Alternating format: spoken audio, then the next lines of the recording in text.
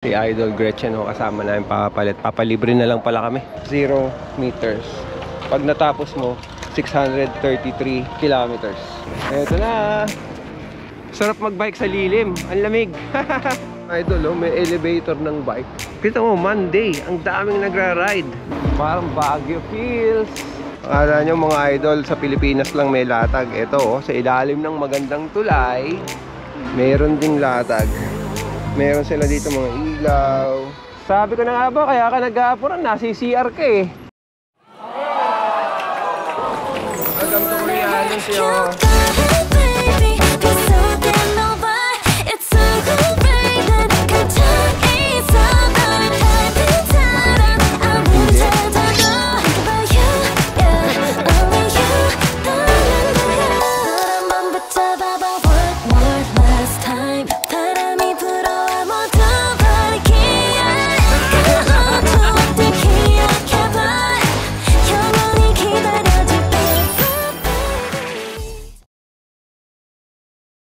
Yes mga idol, pupunta tayo ng Korea. First time kong makakapunta doon mga idol. And balita ko ay napakaganda ng mga bike lanes sa kanila.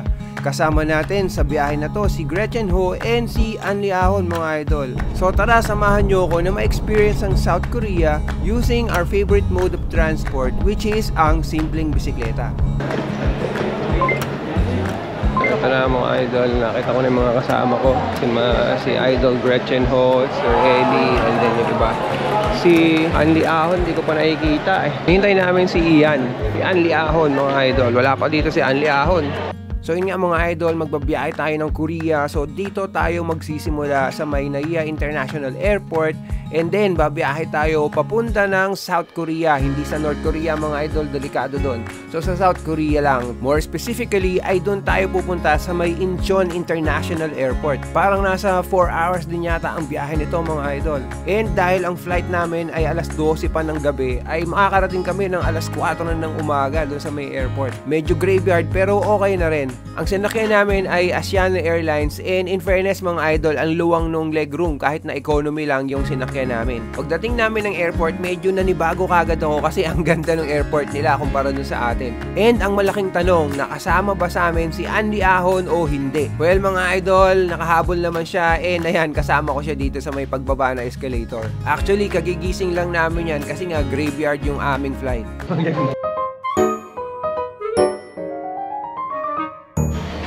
After namin sa immigration ay bumaba na kami and sinalubong kaagad kami nung aming mga tourist guide. And syempre, the first order of the day ay makakuha ng internet connection. Meron namang libre dito sa airport, pero paano pag lumabas na tayo, di ba? So ang una namin ginawa ay nagpunta kami doon sa may portable wifi rental. Unlimited yung data niya, and ang best dito ay hindi na ako magpapalit ng SIM o kaya naman ay magro-roaming ng aking telepono. It's the pocket wifi. So ito yung gagamitin namin sa aming stay dito sa Korea. Then kain daw. Tara, kain tayo. Ito natin si Messi. Siya yung pinaka-tourist guide namin dito.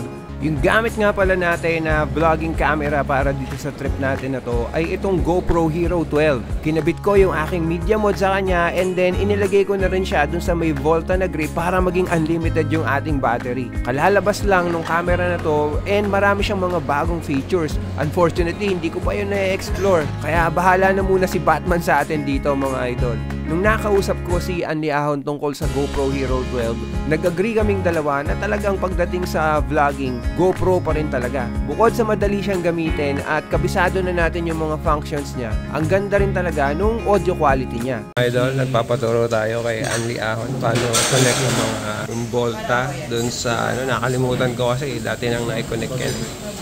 The tech expert. Oy, gusto mo yata ng GoPro 12 ba? So yun nga mga idol, dahil magbabike kami mamayang mga 10 AM, kailangan naming mag-umagahan dito sa may airport. And ang napili na restaurant ng aming mga tourist guide ay itong traditional Korean restaurant. And ito yung magiging first meal ko dito sa Korea. And alam nyo naman, di ba yung mga Korean mahilig sa maanghang? So umaga pa lang ang nangyari ay kinain ko kagad ay itong soup na medyo maanghang mga idol. Hindi ko alam kung anong tawag dito pero masarap siya. Pero hindi ako sanay na kumakain ng ganito kaanghang kapag umaga. Di ba usually sanay tayo yung mga fried rice, tapos tocino, longganisa, itlog, ganyan. So kakaibang experience to para sa akin. Pagkatapos namin kumain ay naghanap pa kami ng kape mga idol kasi walang kape dito sa restaurant energizer namin. And napunta kami sa syempre Starbucks mga idol.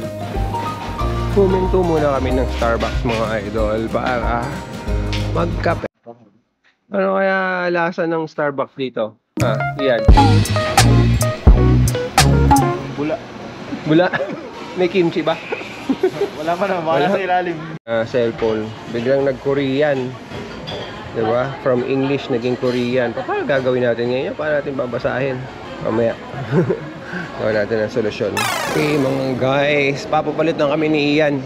Kailangan namin ng paggastos, pambili ng mga kung ano-ano, mga chichirya. Si Idol Gretchen kasama namin papapalit. Papalibre na lang pala kami. So boss, anong ginagawa mo ngayon sa Korea? Kasi naghahanap akong trabaho wala na talagang opportunity sa Pilipinas. Kaya ang ginagawa ko ngayon. Ngayon na nandito tayo ngayon sa Korea. Ay, ayos Uy, pogi natin dito Kaya sila nga pala yung makasama natin sa ano.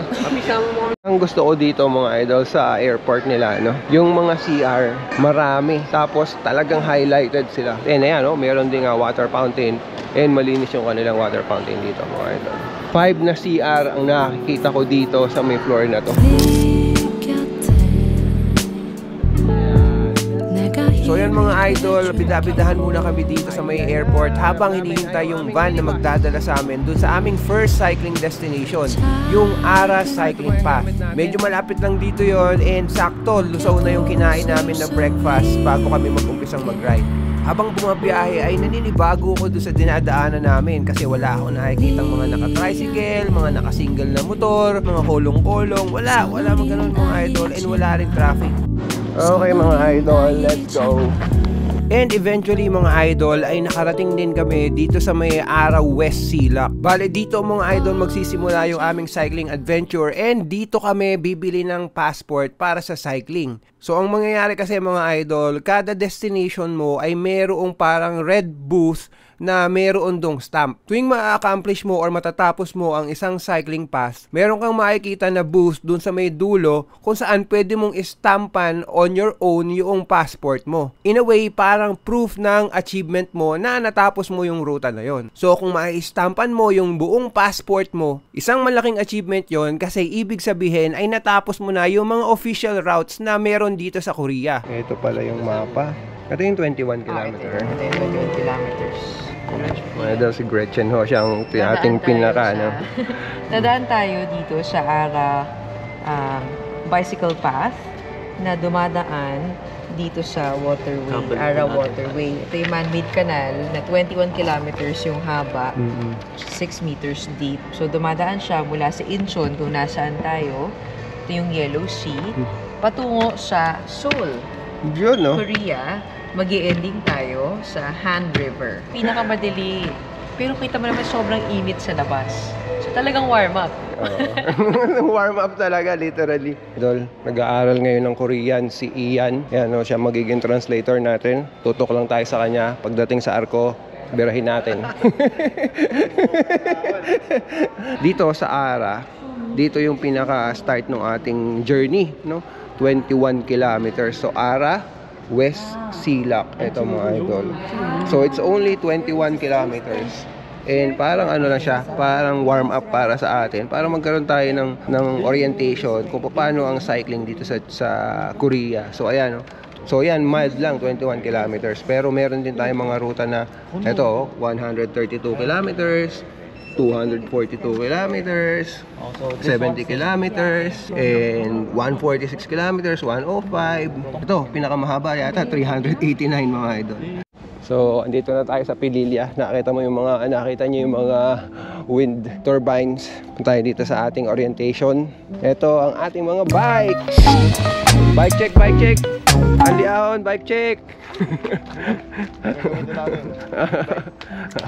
Bike check. Patay nga ako dito kay Biker Old. Saan niya papatayin yung motor? May battery ba to? Ang battery niyan ay nandito sa Oo nga, ito. Kaya mga idol, ito gagamitin namin. Kung pupunta kayo dito and parang ayaw nyo magdala ng sariling bike, pwede naman kayo magdala ng e-bike. Kasi kung leisurely biking ang gagawin ninyo, so pwede naman. Kung gusto nyo lang talaga ma-enjoy yung view, so pwede na mag-rent na lang kayo ng bike dito. 65? 65? You're 65? Oh my God. You look 45. Now, idol, let's go! Baka ang problema, pag naubos yung battery, na hindi tayo maabot ng 21 kilometers, pipidala natin to. Cycling kasi tech. may dalawa yan. Torque sensor, tsaka cadence sensor na pedal assist. Mukhang gamit ito natin cadence ngayon. Cadence to, basta mapaikot niya lang. Naramdaman ko. Bago.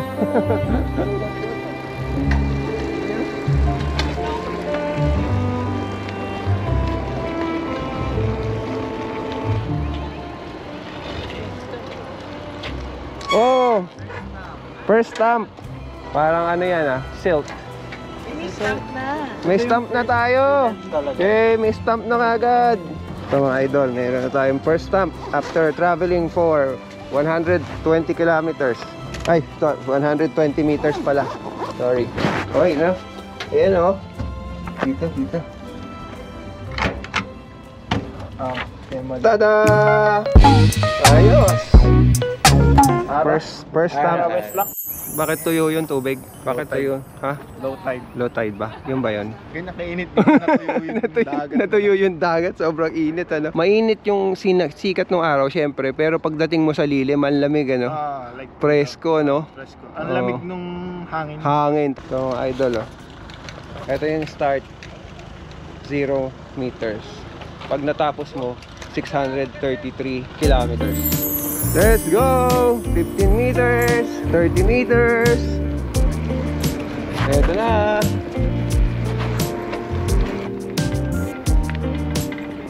Sarap magbike sa lilim. Ang lamig. At papunta tayo sa Pagudpod! Ayun, nakasalubong tayo. Mga regular cyclists. So ito talaga, dedicated talaga to para sa mga cyclists. Hindi siya yung ginawa lang na ginuhitan yung gilid ng karsada.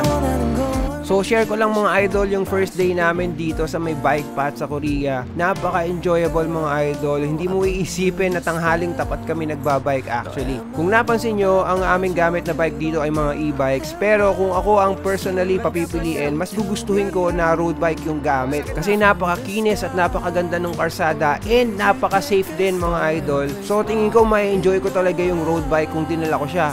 Unfortunately kasi medyo hassle yung pagdadala ng bike lalo na kung dadalhin mo sa abroad. Meron ka ng maleta tapos meron ka pang bike box na dadalhin. Tapos every night palipat-lipat pa kami ng hotel kasi iba-ibang destinations yung aming pinupuntahan. So nag-decide ako na mag-e-bike na lang din kasi mag-e-bike yung mga kasama ko dito. Karera! Buti na lang, e-bike. Buti na lang. wala ang ahon. Woo!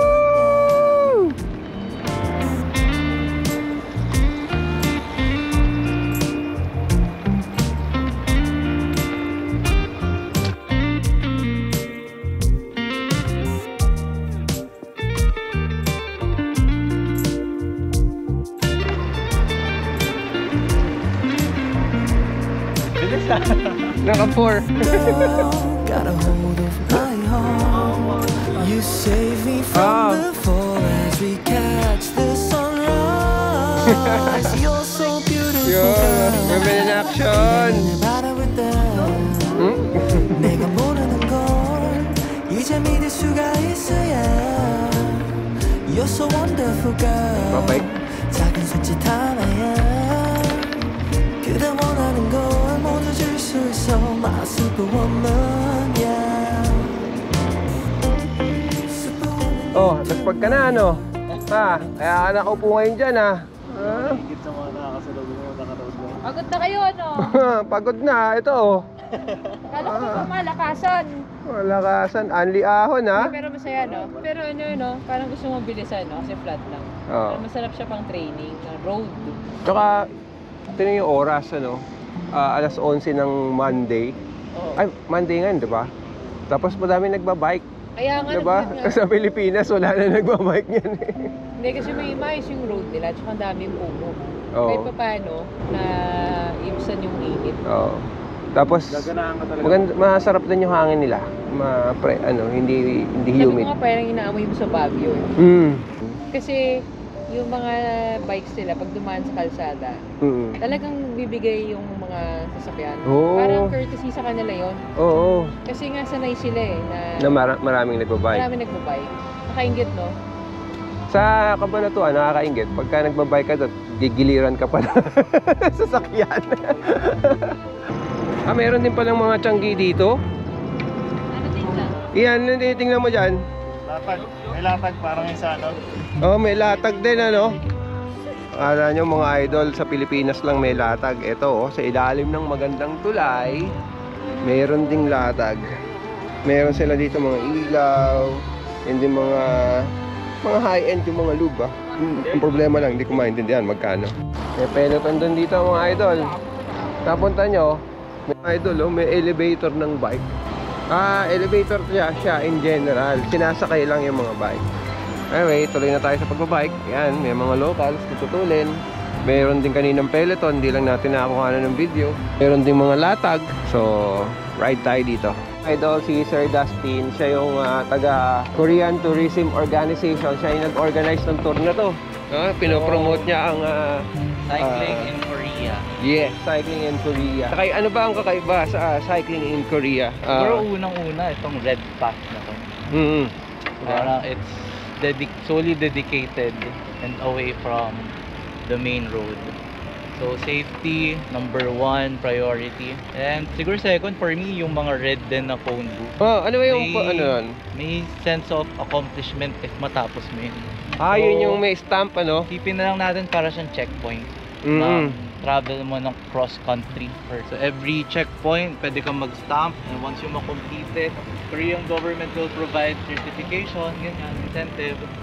If they want to promote cycling. It's not just for tourism, it's for health also. So yan mga idol, kita nyo na, nasarap din mag-bike oh. Lalo na ako naka-e-bike kayo, syempre. Pero dahil patag lang naman, pwede na yung ordinaryong bike, ordinaryong road bike. Hindi kayo masyadong mapapagod. And then yun nga, yung culture dito, yung cycling culture dito, ang ganda. Kita mo, Monday, ang daming nagra-ride, di ba? Tapos yung kanila, merong mga stopover, merong mga bike stands, di ba? Talagang pinondohan nila. Uy, kilala kita ya. Kabayan. Uy, kabayan, kilala kita ya.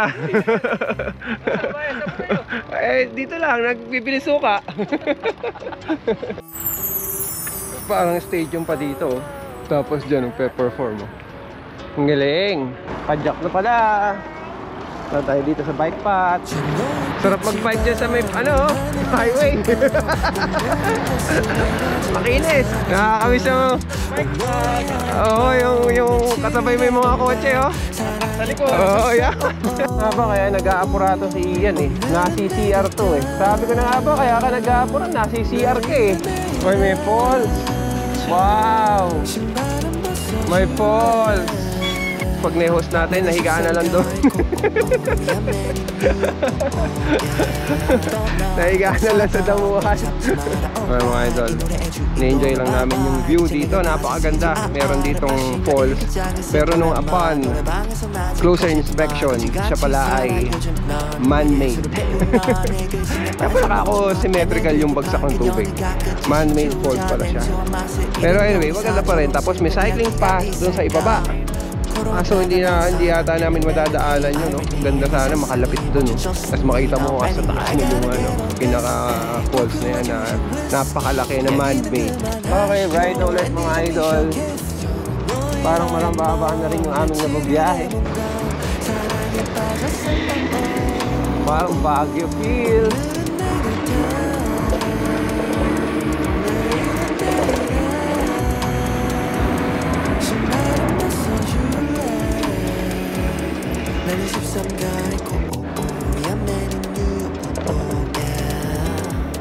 Eventually mga idol, after 20 kilometers ay dumating na rin kami sa city ng Seoul. Malapit na kami dun sa first destination namin, which is at the 21 kilometer mark. Medyo bitin ako sa ride kasi usually sanay ako mga 80 kilometers, 100 kilometers, ganun yung mga ride. Pero since ito ay libot ride naman mga idol, ay okay na rin kahit na medyo bitin. And then eventually mga idol ay dumating na kami dun sa may phone booth, and syempre nadagdagan na naman ng tatak yung aming passport. So dito nagtatapos yung first day namin ng cycling dito sa Korea, and so far so good mga idol. Bilib na bilib ako sa kanilang cycling infrastructure. And also syempre mga idol, mas bilib ako dun sa mga riders na nandito na kahit na alas 12 na ng tanghali ay nagra-ride at nag-exercise pa rin. Mga idol, tanghaling tapat 1 PM. Daming nagbabike. Monday pa ngayon mga idol.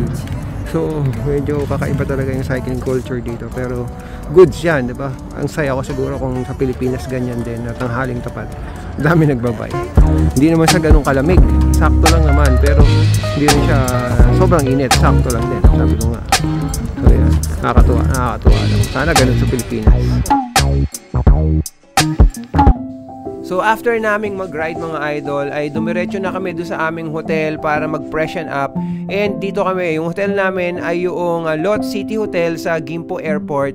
And katabi siya nung Gimpo Airport actually. Pero yung airport na to parang hindi na masyadong ginagamit kasi nung andito ko, wala akong nakita na nag-take off na mga aeroplano. Tapos ito yung pinaka-CR ko, makikita nyo yung high-tech na bowl. Parang gusto ko niya sa Pilipinas mga idol. And then ayan, may bathtub pa. After namin na mag-freshen up ay kumain kami ng dinner dito sa may Ashley Queens, no? Anli Ahon meet Anli Kain, no? Diyan kami kumain mga idol. Yun, no? Kain na.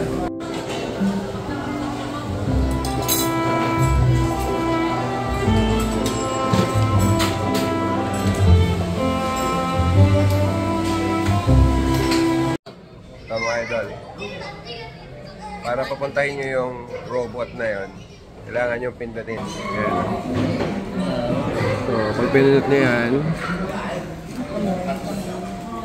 ayan, lalapit siya para kuhanin yung mga ano. Oo. Hindi ako sasakay. Yun pala yun. Tapos lalagay nyo yung sandamukal na plato niya.